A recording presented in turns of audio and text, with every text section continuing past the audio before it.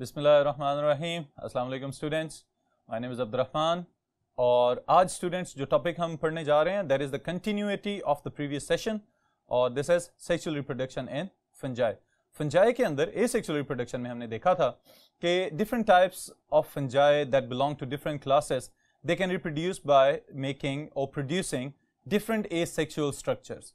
इसी तरह यहाँ पे हम देखेंगे कि सेक्सुअल रिप्रोडक्शन के एतबार से मुख्तलिफ क्लासेस के अंदर कौन कौन से स्पेशलाइज्ड स्ट्रक्चर्स बनाए जाते हैं और किस तरह से ये फंजाई रिप्रोड्यूस करती है। ओके, तो हमेशा की तरह details on the board.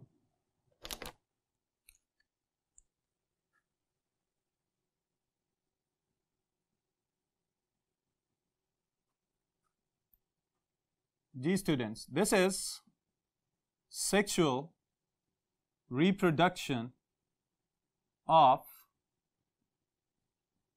Fungi और इन फंजाई जो हम अभी स्टडी करने लगे हैं। ओके जी, सबसे पहले नंबर पे तो मैं चाहता हूं कि हम रिवाइज कर लें the difference between asexual reproduction and sexual reproduction.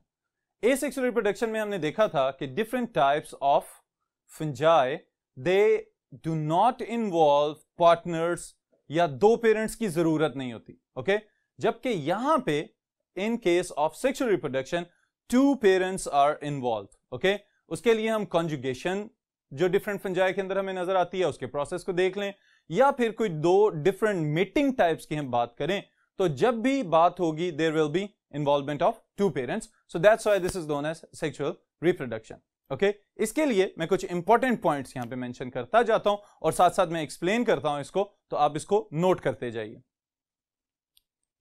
The first thing is 4 groups. Okay, ये हम आपकी बुक की बात कर रहे हैं स्टूडेंट्स कि आपकी बुक के अंदर हम यहां पे 4 जो बड़े ग्रुप्स हैं फंजाई के जिनमें इनको डिवाइड किया जाता है उनका जिक्र कर रहे हैं। But out of the 4 groups only 3 groups, कौन कौन से तीनों ग्रुप्स हैं?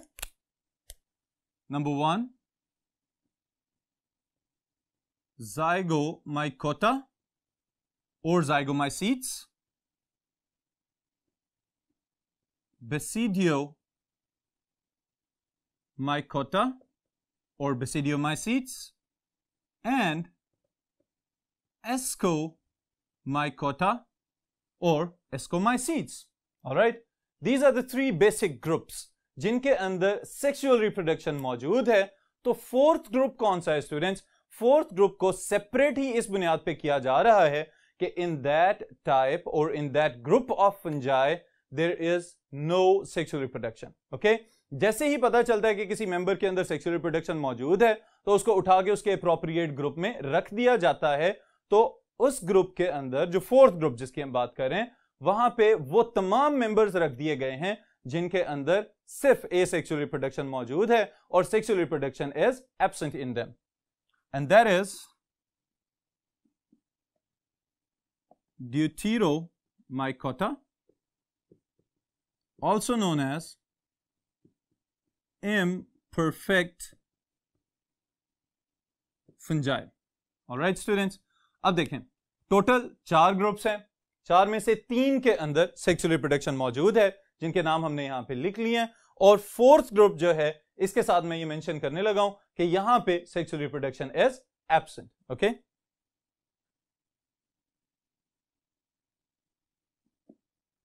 In this group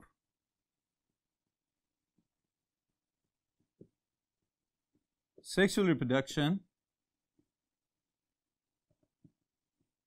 is absent. Alright, यहां पे सिर्फ एसेक्सुअल रिप्रोडक्शन करने वाले मेंबर्स को रखा जाएगा।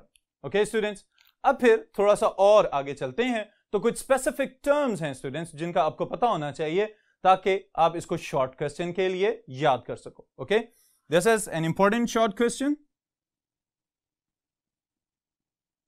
Plasmogamy and karyogamy. जी, तो तो पहले इन टर्म्स का मतलब समझ लें आप कि मतलब क्या है plasmogamy and karyogamy.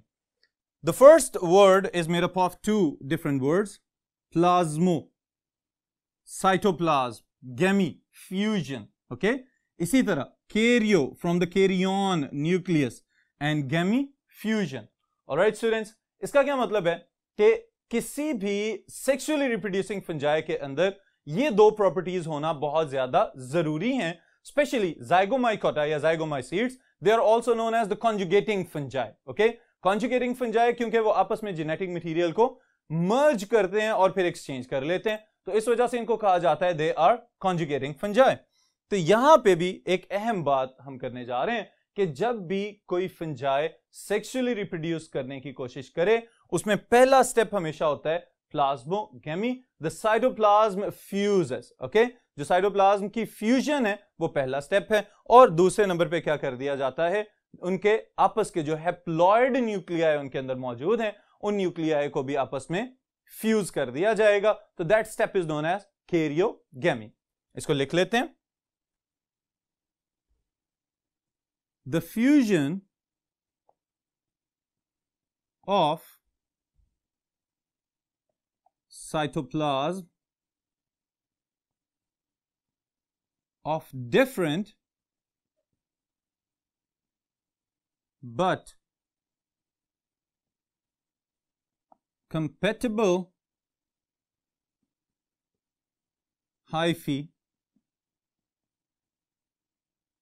is known as plasmogamy। अब ये बड़ी अहम बात स्टूडेंट्स मैंने यहां पे मेंशन की है कि हो सकता है कि दोनों हाइफे जेनेटिकली एक दूसरे से डिफरेंट हों लेकिन रिप्रोडक्टिवली कंपैटिबल होने चाहिए, एक दूसरे के साथ रिप्रोड्यूस करने के लिहाज से कोऑपरेट कर सकें, तो इस सूरत में इस प्रोसेस को हम कहेंगे plasmogamy. The next one is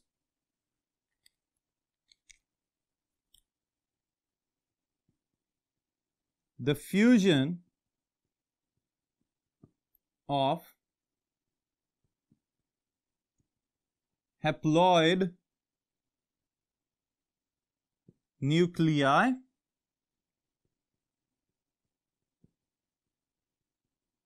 in sexually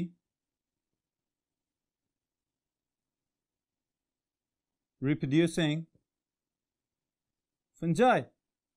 alright, अब देखें ये जो कैरियोगेमी की टर्म है स्टूडेंट्स, इसके अंदर मैंने एक टर्म यहां पे ब्रैकेट में मेंशन किया, दैट इज हैप्लॉइड। इसका क्या मतलब है, तो इसके लिए थोड़ा सा आपको जाना पड़ेगा प्रीवियस सेशंस के अकॉर्डिंग, थोड़ा याद करें कहां पे मैंने आपको ये बताया था। Most of the fungi they exhibit haploid nuclei except their zygotes, okay. तो यही बात यहां पे आप याद रखेंगे कि जैसे ही सेक्सुअल रिप्रोडक्शन के लिए हाइफी के अंदर मौजूद जो हैप्लॉइड न्यूक्लियाई हैं वो फ्यूज करेंगे तो जाइगोट डिप्लॉयड बनेगा। इसका मतलब यह है कि nuclei themselves they are haploid, उनके अंदर क्रोमोसोम्स की तादाद हाफ है। ऑलराइट, तो this is an important short question, what is the difference between plasmogamy and karyogamy. Okay, next, this is mechanism of sexual reproduction in fungi।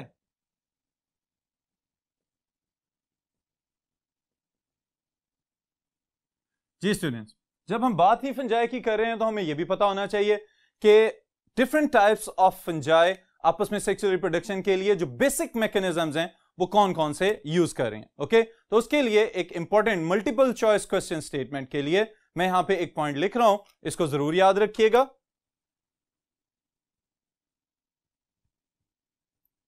The common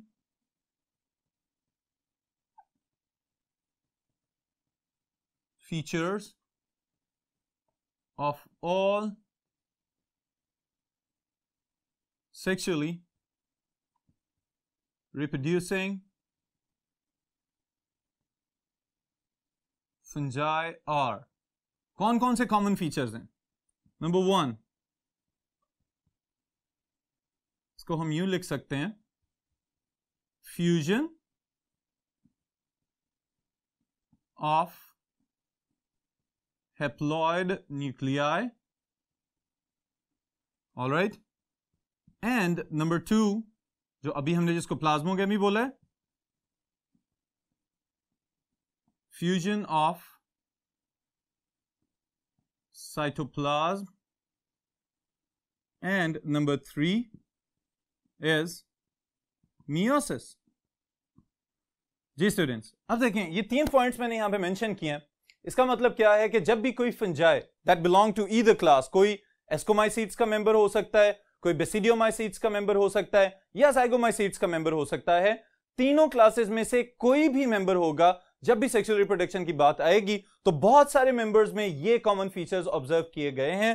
plasmogamy हो सकती है, karyogamy हो सकती है, और फिर जैसे ही जाइगोट बनेगा and the zygote is diploid, तो उसको दोबारा से हैप्लॉयड सेल्स बनाने के लिए मियोसिस करनी पड़ेगी, ताकि 1 से 4 सेल्स बने और उनका जो जेनेटिक मटेरियल है, जो नंबर ऑफ क्रोमोसोम्स हैं, वो आधे हो जाएं. ओके, और फिर वहीं से नए हाइफे ग्रो करना शुरू हो जाते हैं. ऑलराइट, तो ये कॉमन फीचर्स हैं इनके.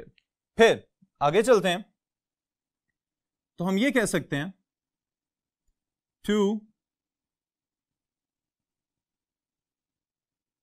डिफरेंट, और किस तरह से different?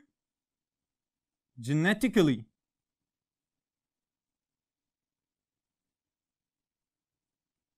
Different mating and compatible hyphae come closer, their hyphae fuse together, and later on nuclei unite to form zygote, and the zygote is 2n, it means diploid. Alright students, वही चीज repeat हो रही है कि hyphae एक दूसरे की तरफ ग्रो करते हुए आएंगे, फ्यूज करेंगे, प्लाज्मोगेमी हो जाएगी, उसके बाद न्यूक्लियाई भी फ्यूज कर जाएंगे और कैरियोगेमी हो जाएगी, और अब ये जो डिप्लॉयड स्ट्रक्चर आपको नजर आएगा, दिस इज जाइगोट. लेकिन इसके साथ ही फिर एक और मल्टीपल चॉइस स्टेटमेंट है, and that is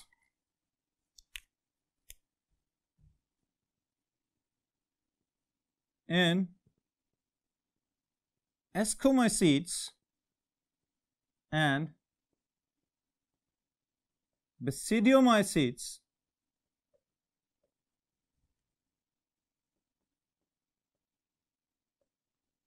karyogamy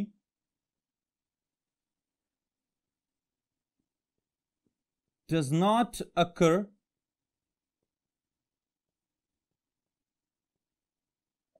immediately after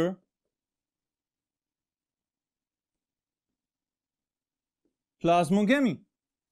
ji students, अब ये जो दोनों क्लासेस हैं, इन दोनों के अंदर जरूरी नहीं कि अगर प्लाज्मोगेमी हो गई है तो फौरी तौर पे न्यूक्लियाई अपना जेनेटिक मटेरियल समेत एक दूसरे के साथ फ्यूज कर जाएं, ओके, या अपने जेनेटिक मटेरियल को एक दूसरे के साथ मिला दें और जीन्स को या जेनेटिक सब्सटेंसेस को एक्सचेंज कर लें.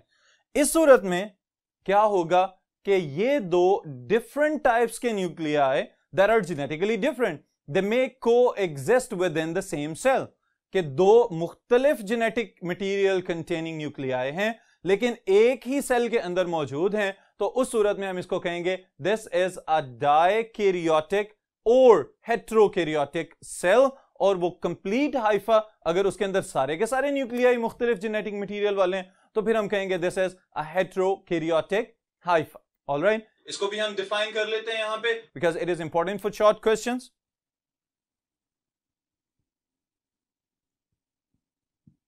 Dikaryotic or heterokaryotic condition and hyphae, तो हम इसको हाइफाई लिख लेते हैं. Now, how we can define it? The nuclei having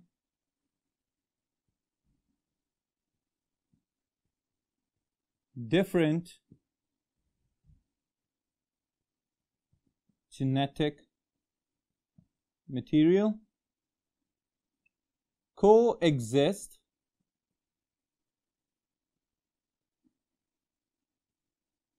in the same cell of a hypha. Alright students, अब देखें यहां पे अगर हमने न्यूक्लियाई लिख दिया है और हमने इसका नाम क्या रखा है, डायकैरियोटिक, तो डायकैरियोटिक का मतलब है कि इसके पास दो न्यूक्लियाई होंगे, और हेट्रो का मतलब डिफरेंट, तो दोनों न्यूक्लियाई जेनेटिकली एक दूसरे से मुख्तलिफ हैं। इसके लिए मैं यहां पे स्पेसिफिकली मेंशन कर देता हूं द टू न्यूक्लियाई। ऑलराइट, ये लफ्ज आप याद रखिएगा। न्यूक्लियाई वैसे भी जमा के लिए हम इस्तेमाल करते हैं, लेकिन जब हम टू न्यूक्लियाई कह देंगे तो वो स्पेसिफाई करेगा डायकैरियोटिक कंडीशन को। ऑलराइट स्टूडेंट्स, तो ये कुछ बेसिक स्टेप्स हैं within different groups of fungi for the sexual reproduction. Next, okay, यहां पे again multiple choice question के लिए sexual spores produced in different classes or fruiting bodies that are also known as reproductive structures.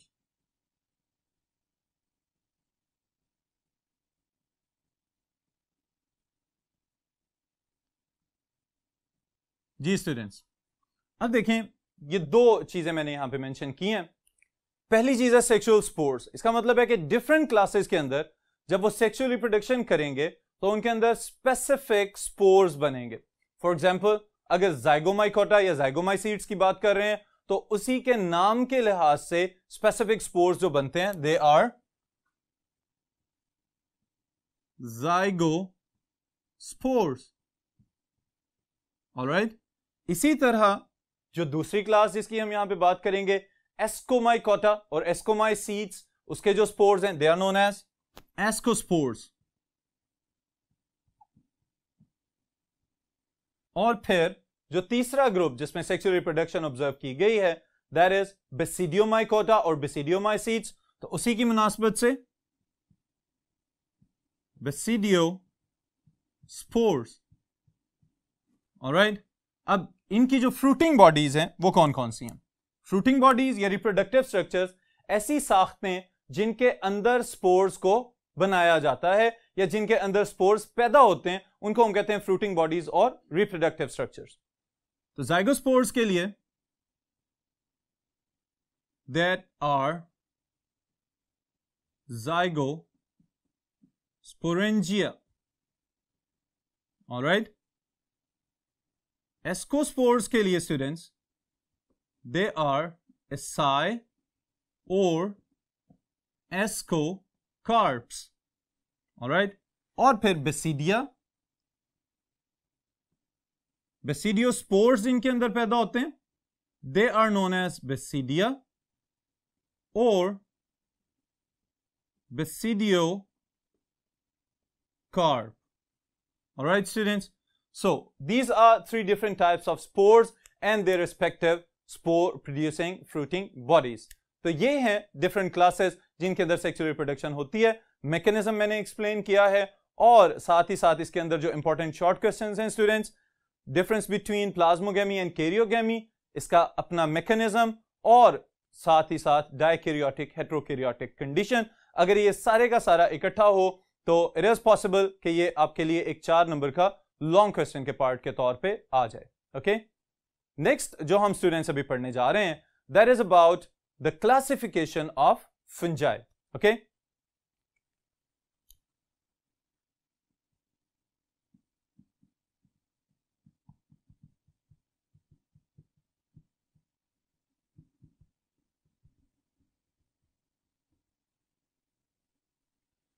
Ji students, classification of fungi आपकी book में अगर हम देखें तो स्टूडेंट्स एक टेबल दिया गया है यहाँ पे, जिसमें 4 डिफरेंट क्लासेस के नाम और फिर उनकी एग्जांपल्स और रिप्रोडक्टिव स्ट्रक्चर्स और फिर उनके हाइफी की जो टाइप्स उनके अंदर पाई जाती हैं ये बताई गई हैं। इनको 1 बाय 1 हम यहाँ पे डिस्कस करने लगे हैं। सबसे पहली चीज जो हमारे पास आ रही है इन क्लासिफिकेशन ऑफ फंजाई वो ये है कि on which basis the different classes of fungi have been formed, या different groups of fungi how they have been classified. Okay, तो कौन कौन से स्ट्रक्चर्स हैं, कौन कौन सी खसूसियात हैं जिसकी बुनियाद पे फंजाई को इन क्लासेस में रखा गया है, इसको हम यहां पे नोट कर लेते हैं। The first one is type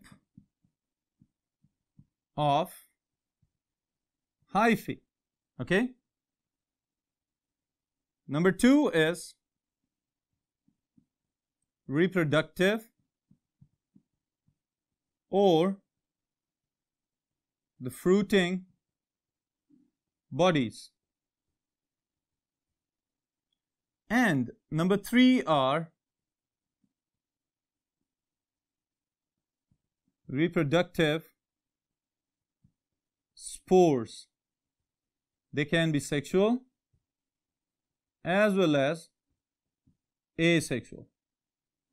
okay, लेकिन इन दोनों में से जो ज्यादा अहमियत है वो है सेक्सुअल स्पोर्स की। Then we can add point number 4, methods of reproduction. Alright, तो ये हैं वो 4 पॉइंट्स जिनकी बुनियाद पे डिफरेंट फंजाई की जो क्लासेस हैं उनको बनाया जाता है या डिफरेंट फंजाई को उनके रिस्पेक्टिव ग्रुप्स में रख दिया जाता है। इसकी बुनियाद पे स्टूडेंट्स अभी तक जो हमने 4 मेजर ग्रुप्स बनाए हैं, number 1 ज़ाइगोमाइकोटा also known as ज़ाइगोमाइसीट्स।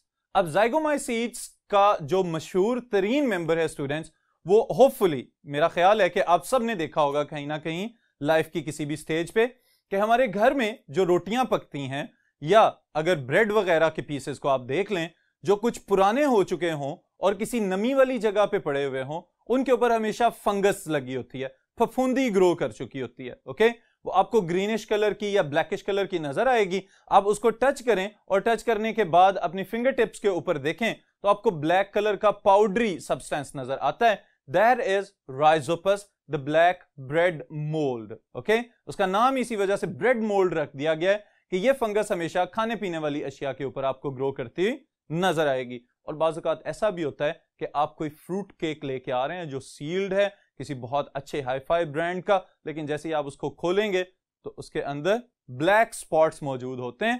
That is also the Rhizopus black bread mould.